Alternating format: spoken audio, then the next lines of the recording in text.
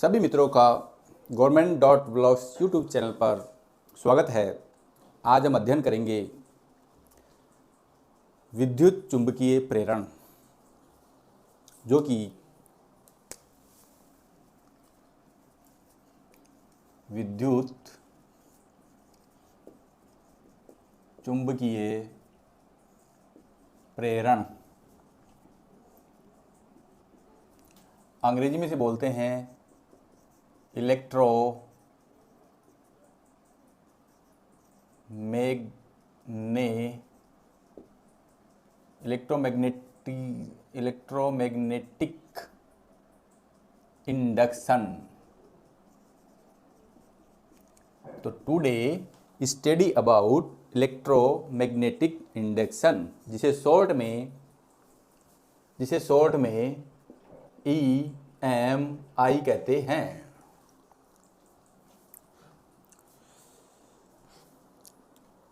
प्यारे बच्चों, इससे पूर्व क्लास में हमने ओरेस्टेड बाइसाप का प्रयोग देखा था, जिसमें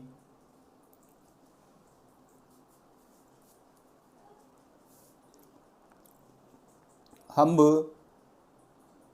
कुंडली के पास में किसी चुंबक को ले जाते हैं तो उसमें विक्षेप आता है और फिर बैटरी के टर्मिनलों को बदलते हैं तो विक्षेप पहले के विपरीत दिशा में आता है, तो उसके कारण हमें चुंबकीय क्षेत्र उत्पन्न हुआ था। तो हमने देखा कि जो आवेश है, सबसे पहले हमने आवेश के बारे में पढ़ा और फिर इस आवेश में हमने गतिमान किया, गतिमान आवेश का अध्ययन करा। तो गतिमान आवेश से ओरेस्टेड के बाइसाप से विद्युत धारा उत्पन्न हो गई, और जब किसी चालक तार में हम विद्युत धारा भेजते हैं तो वहाँ पर चुंबकीय क्षेत्र उत्पन्न होता है। चुंबकीय क्षेत्र उत्पन्न होता है जब गतिमान आवेश से विद्युत धारा आती है, और विद्युत धारा किसी तार में हम प्रवाहित करते हैं तो उस तार के चारों ओर चुंबकीय क्षेत्र उत्पन्न होता है। इसका भी हमने अध्ययन किया। उस चुंबकीय क्षेत्र की दिशा विद्युत धारा की दिशा पर निर्भर करती है, और दक्षिण हस्त नियम से वो धारा की दिशा और चुंबकीय क्षेत्र की दिशा भी हमने फाइंड करी। फिर बाद में प्रत्येक चुंबकीय क्षेत्र में आवेशित चालक एक बल अनुभव करता है। यदि हम नाल चुंबक के सिरे बदलते हैं तो अनुभव बल भी बदल जाता है। यदि मान लो पहले बल नीचे की ओर अनुभव कर रहा था तो नाल के सिरे बदलने पर वो ऊपर की ओर अनुभव करेगा। तो इस प्रकार उत्पन्न चुंबकीय क्षेत्र विद्युत धारा से चुंबकीय क्षेत्र उत्पन्न होता है, और फिर हमने विद्युत धारा और चुंबकीय क्षेत्र और बल की दिशा देखने के लिए फ्लेमिंग के बाएं हाथ के नियम का अध्ययन किया। और फिर बाद में जो फ्लेमिंग के बाएं हाथ के नियम से दिशा ज्ञात करने का सूत्र था, उसका अध्ययन हमने विद्युत मोटर में भी किया। जैसे हमारा विद्युत पंखे चलते हैं, मिक्सर, जूसर, ये सब चलते हैं, उनका भी अध्ययन किया।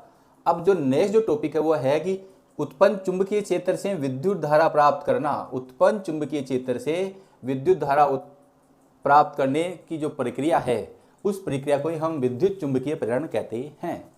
और वैज्ञानिकों ने जब विद्युत धारा से चुंबकीय क्षेत्र उत्पन्न किया तो उनके दिमाग में ये प्रश्न आया कि क्या हम चुंबकीय क्षेत्र से भी विद्युत धारा प्राप्त कर सकते हैं।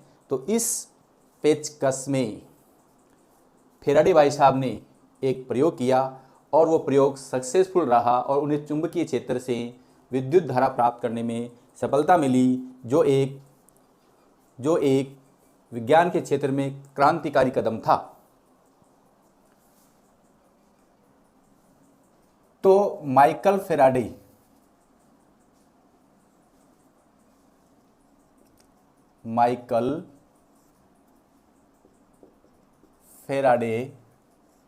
देखो, जो चुंबकीय क्षेत्र उत्तरी ध्रुव और दक्षिण ध्रुव में, उत्तरी ध्रुव से दक्षिण ध्रुव की ओर बाहरी बल रेखाएं और चुंबक के अंदर दक्षिणी ध्रुव से उत्तरी ध्रुव की बल रेखाएं जो होती हैं उनकी खोज भी माइकल फैराडे भाई साहब ने ही करी थी। तो माइकल फैराडे का प्रयोग, उन्होंने क्या किया, एक चुंबक को स्थिर रखा और उसके पास में उन्होंने एक कुंडली रखी।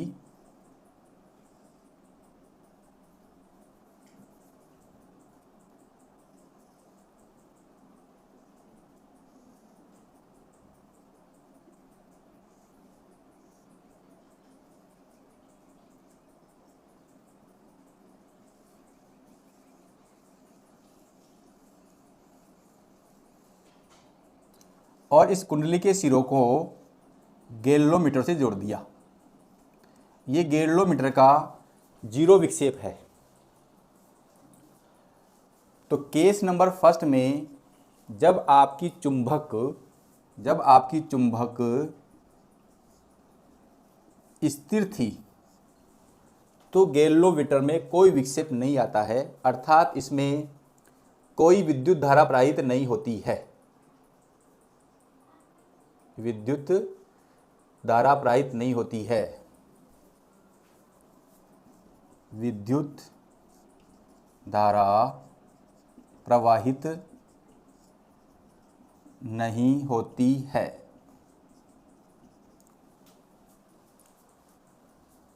माइकल फैराडे भाई साहब ने दोबारा क्या किया कि जो ये चुंबक हमने स्थिर ली है इसमें गति करवाई, इसमें धारावाहिक कुंडली की ओर गति करवाई। तो इसकी जब गति होगी, ये मान लो कि आप ये चुंबक है,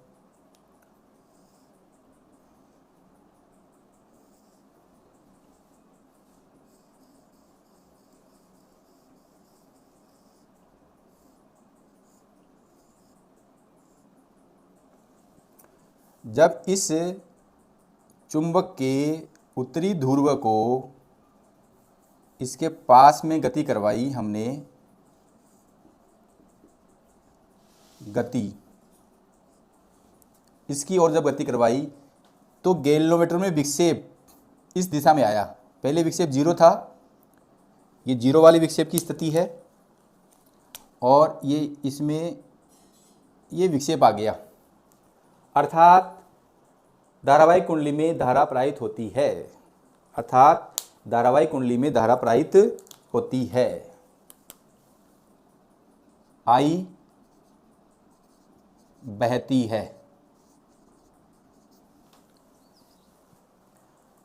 तीसरा उन्होंने क्या किया, इस जो चुंबक को गति करवा रहे थे उसको पास में ले जाकर स्थिर कर दिया।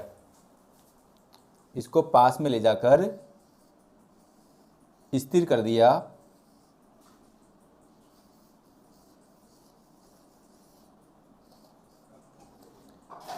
तब भी आपका गैल्वेनोमीटर में विक्षेप 0 आया, स्थिर।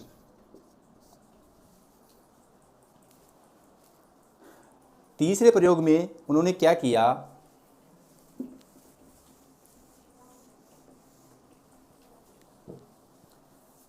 चौथे प्रयोग में उन्होंने क्या किया,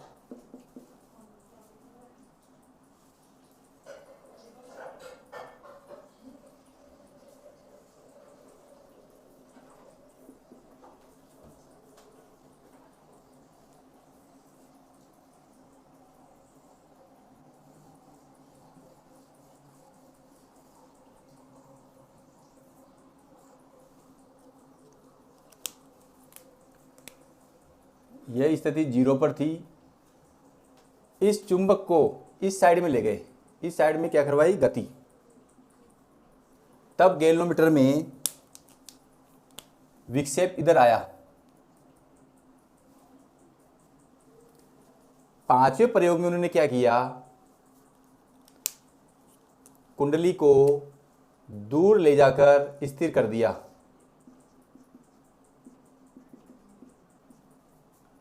फिर धारावाहिक कुंडली में स्थिति को रीड किया।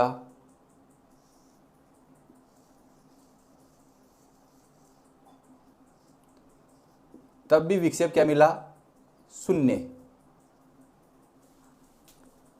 तो डियर स्टूडेंट्स, माइकल फैराडे की बायसाब के जो चुंबक को स्थिर रखना और राइट हैंड में गति करवाना, फिर लेफ्ट हैंड में गति करवाना और फिर लेफ्ट हैंड में स्थिर रखना, तो जब चुंबक चाहे वो गति करने के बाद में स्थिर होती है या लेफ्ट हैंड में गति करके स्थिर होती है, तो स्थिर अवस्था में गैल्वेनोमीटर में कोई विक्षेप नहीं आता है, अर्थात उसमें कोई धारा प्रवाहित नहीं होती है। परंतु जब हम चुंबक को उसके पास की ओर गति करवाते हैं या उसे दूर गति करवाते हैं, पास की ओर गति करवाते हैं, तो गैल्वेनोमीटर में विक्षेप इस साइड में आता है। जब दूर गति करवाते हैं तो गैल्वेनोमीटर के विक्षेप पहले के विक्षेप के विपरीत दिशा में आता है। इसका अर्थ ये हुआ कि जब चुंबक और कुंडली के मध्य सापेक्ष गति होती है, जब चुंबक और कुंडली के मध्य सापेक्ष गति होती है, तो उसमें चुंबक से निकलने वाली चुंबकीय बल रेखाओं की संख्या में परिवर्तन होता है। जब चुंबक और धारावाही कुंडली में सापेक्ष गति होती है, तो चुंबक से निकलने वाली बल रेखाओं की संख्या में परिवर्तन होता है। उस परिवर्तन के कारण ही कभी विक्षेप राइट हैंड साइड में आता है, कभी विक्षेप लेफ्ट हैंड साइड में आता है, और परिवर्तन का नाम ही विकास है। अब देखो, हमने पिछली क्लासों में देखा था कि जो चुंबक होती है उसमें बल रेखाएं होती हैं। देखो, इसमें जो बल रेखाएं होती हैं वो नॉर्थ से साउथ की ओर, बाहर की ओर होती हैं।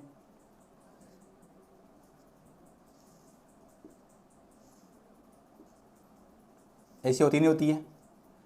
और कुछ बल रेखाएं साउथ में प्रवेश करती हैं और अंदर नॉर्थ से निकलती हैं, और कुछ रेखाएं ऐसे निकलती हैं, कुछ रेखाएं आपकी ऐसे निकलती हैं और कुछ रेखाएं आपकी ऐसे निकलती हैं, और कुछ इनमें से, इसको थोड़ा सा मैं पास में रखता हूँ, कुछ इसके बीच में से सीधी निकल जाती हैं इस प्रकार। तो जो ये इस स्थिर चुंबक में से जो चुंबकीय बल रेखाएं निकल रही हैं, और यदि मैं घड़ी लेकर इन बल रेखाओं की संख्या को नोट करूं, तो पहले सेकंड में भी इनकी संख्या एक ही होगी, दूसरे सेकंड में भी इनकी संख्या एक ही होगी, तीसरे सेकंड में इनकी संख्या एक ही होगी। अर्थात मैं घड़ी लेकर कितनी ही देर तक बैठा रहूं या ज़िंदगी भर बैठा रहूं, इस धारावाहिक कुंडली से गुजरने वाली बल रेखाओं की संख्या सदैव एक होगी। अर्थात इसमें चुंबकीय बल रेखाओं की संख्या में परिवर्तन नहीं होता है। और अभी मैंने कहा, जब चुंबक और धारावाहिक कुंडली के मध्य सापेक्ष गति होती है और चुंबकीय बल रेखाओं में परिवर्तन होता है, तभी धारामापी में विक्षेप या तो राइट हैंड में आता है या लेफ्ट हैंड में आता है। अब यहाँ पर चुंबकीय बल रेखाओं की संख्या में कोई परिवर्तन नहीं हो रहा है, इसलिए इसमें प्रवाहित धारा शून्य है।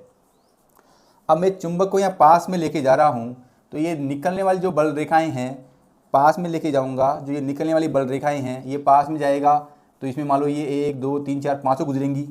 तो मान लो पहले सेकंड में एक गुजर रही थी, फिर पास में ले जाऊँगा तो ये 2 गुजरेंगी, फिर और पास में ले जाऊँगा तो ये 4 गुजरेंगी, इसी प्रकार ये और गुजरेंगी। तो आपने देखा कि प्रत्येक सेकंड में जब चुंबक धारावाहिक कुंडली के समीप आती है, तो उसमें गुजरने वाली चुंबकीय बल रेखाओं की संख्या में परिवर्तन होता है। तो परिवर्तन होता है तो उसमें धारामापी में विक्षेप आता है। परिवर्तन होता है तो धारामापी में विक्षेप आता है और उसके कारण इसमें धारा प्रवाहित होती है। फिर यदि मैं इस कुंडली को ले जाके पास में रख देता हूँ, तो लास्ट में यदि 4 चुंबकीय बल रेखाएं गुजर रही हैं, तो दूसरे सेकंड में 4 गुजरेंगी, तीसरे सेकंड में 4 गुजरेंगी, चौथे सेकंड में 4 गुजरेंगी, अर्थात प्रत्येक सेकंड में 4 ही 4 गुजरेंगी। फिर यहाँ पर इस कुंडली में गुजरने वाली बल रेखाओं की संख्या स्थिर है, अर्थात कुंडली में गुजरने वाली चुंबकीय बल रेखाओं की संख्या में कोई परिवर्तन नहीं हो रहा है। अतः स्थिर चुंबक द्वारा उसके पास में ले जाकर रखने पर भी गैल्वेनोमीटर में कोई विक्षेप नहीं आता है। जब मैं गति पहले की विपरीत करता हूँ, जैसे मान लो कि मैंने गति चुंबक को पास में लानी करी, तो लास्ट में सेकंड में कितनी बल रेखाएं थी? 4। तो यहाँ 4 रहेंगी, फिर दूसरे कितनी जाएंगी? 2 हो जाएंगी, फिर कितनी जाएगी? 1 हो जाएगी। तो जब चुंबक को हम दूर ले जाते हैं तब भी चुंबकीय बल रेखाओं में परिवर्तन आता है, जिससे गैल्वेनोमीटर में विक्षेप पहले से विपरीत आता है। यदि मैं दूर ले जाकर फिर स्थिर कर दूं तो वही चुंबकीय बल कितनी जाएगी? 1, अगले सेकंड में 1, अगले सेकंड में 1, ऐसे जब तक मैं कितने ही समय तक नोट कर लूँ हमेशा 1 ही रहेगी। अतः मैं ये कह सकता हूँ कि जब चुंबक स्थिर होती है, यदि वो पास ले जाकर स्थिर रहे या पहले स्थिर रहे या दूर ले जाकर स्थिर करें, तो स्थिर अवस्था में धारावाहिक कुंडली में चुंबकीय बल रेखाओं की संख्या में कोई परिवर्तन नहीं होता है। अतः धारावाहिक कुंडली में धारा प्रवाहित नहीं होती है। और जब भी चुंबकीय बल रेखाओं की संख्या में वृद्धि होगी या कमी होगी, यहाँ वृद्धि हो रही है या कमी हो रही है, अर्थात बल रेखाओं की संख्या बढ़ रही है या घट रही है, तो गैल्वेनोमीटर में विक्षेप भी घटेगा या बढ़ेगा। कमी आ रही है तो घटेगा, इस साइड में आएगा, बढ़ रही है तो उस साइड में जाएगा। तो आशा करता हूँ कि जो माइकल फैराडे का प्रयोग था आपके समझ में आया होगा, और यही आप उत्पन्न करता है चुंबकीय क्षेत्र से विद्युत धारा, और इस विद्युत धारा के इसी प्रभाव को विद्युत चुंबकीय प्रेरण कहते हैं। अब आप इसका स्क्रीनशॉट ले सकते हैं।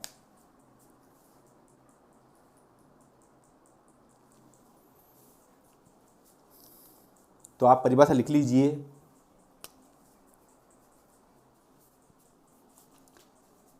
किसी कुंडली वह चुंबक के बीच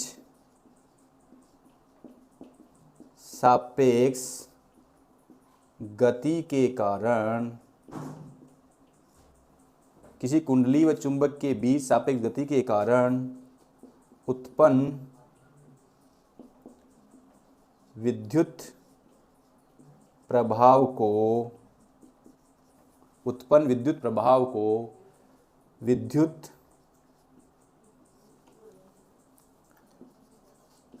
चुंबकीय प्रेरण या शॉर्ट में EMI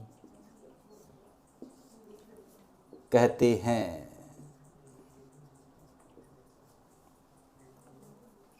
तो जब कुंडली और चुंबक के बीच में सापेक्ष गति के कारण उत्पन्न विद्युत प्रभाव को विद्युत चुंबकीय प्रेरण कहते हैं। देखो, क्लास 10th के स्तर पर इतना लिखना पर्याप्त है।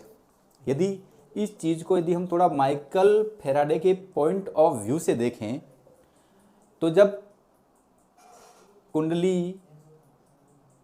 चुंबक को धारावाहिक कुंडली के पास में लाते हैं तो उसमें चुंबकीय बल रेखाओं की संख्या में परिवर्तन होता है, और जब किसी कुंडली में चुंबकीय बल रेखाओं के गुजरने की संख्या को, यदि किसी कुंडली के पृष्ठ से जितनी चुंबकीय बल रेखाएं गुजरती हैं उनकी संख्या को उस पृष्ठ से संबद्ध चुंबकीय फ्लक्स कहते हैं। तो आप पुनः इसका स्क्रीनशॉट ले सकते हो, और मैं नेक्स्ट बात लिखता हूँ।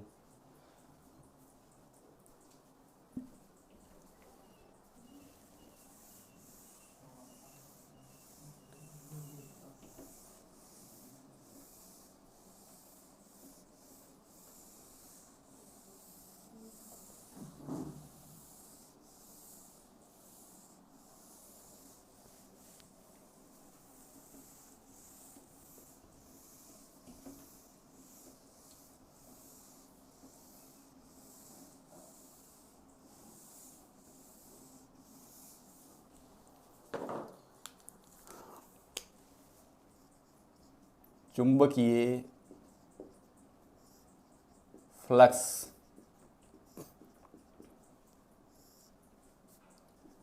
किसी धारावाही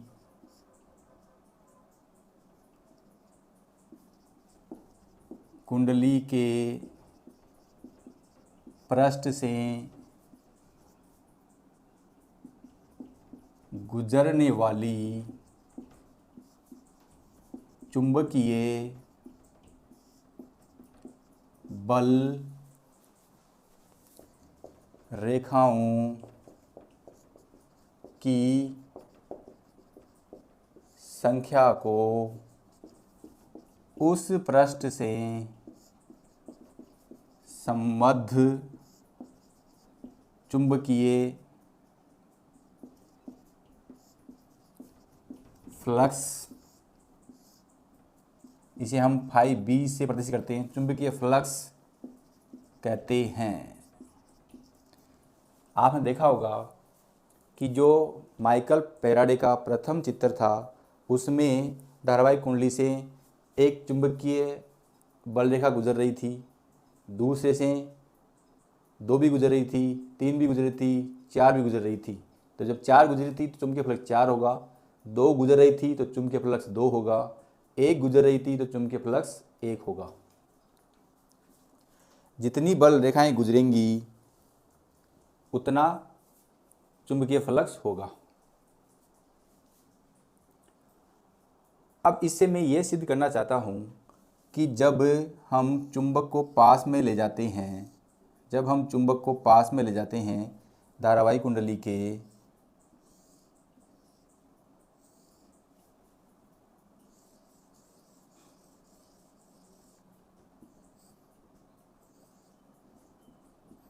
ये जीरो विक्षेप की स्थिति है, तो इसमें जो बल रेखाएं गुजरती हैं वो आपकी नॉर्थ से साउथ की ओर बाहर की तरफ गुजरती हैं,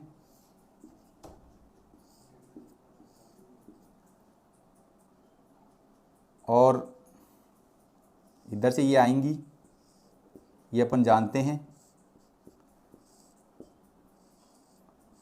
और ये इस प्रकार निकल जाती हैं।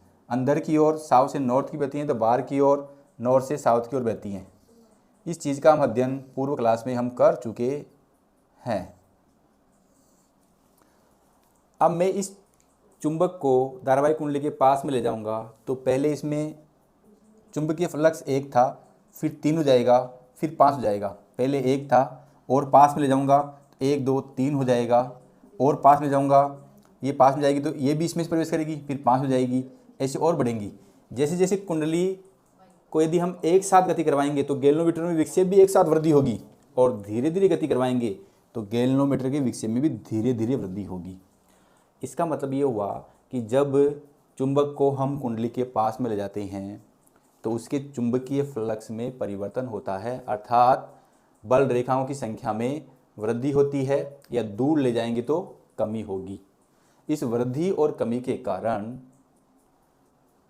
धारावाहिक कुंडली में विद्युत वाहक बल उत्पन्न होता है, जो कुंडली में प्रेरित धारा उत्पन्न करता है, जो कुंडली में प्रेरित धारा उत्पन्न करता है। और इस घटना को ही हम विद्युत चुंबकीय प्रेरण कहते हैं, या यही फैराडे का प्रथम नियम है। यही फैराडे का प्रथम नियम है। आप पुनः इसका स्क्रीनशॉट ले सकते हैं।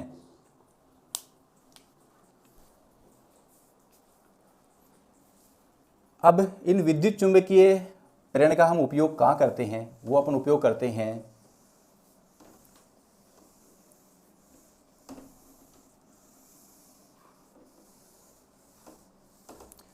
देखो, आप जब शादी विवाहों में या किसी सेरेमनी में जाते हो और लाइट चल जाती है तो आपको एक आवाज़ सुनाई देती है, और वो आवाज़ कैसी होती है, एक जनित्र की होती है। उस जनित्र को हम क्या कहते हैं, विद्युत जनित्र। तो हमारा जो नेक्स्ट टॉपिक है वो है विद्युत जनित्र। और विद्युत जनित्र क्या करता है, यांत्रिक ऊर्जा को विद्युत ऊर्जा में बदलता है।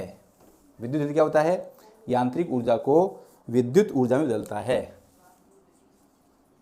विद्युत जनित्र। देखो, मैं ये चाहता हूँ कि ये वीडियो लंबा हो जाएगा, इसलिए इस वीडियो को मैं दूसरे टॉपिक में बनाने का प्रयास करता हूँ, या दूसरा वीडियो बनाऊंगा। तो आप मेरे चैनल को लाइक, कमेंट्स और सब्सक्राइब करना नहीं भूलें। Thank you.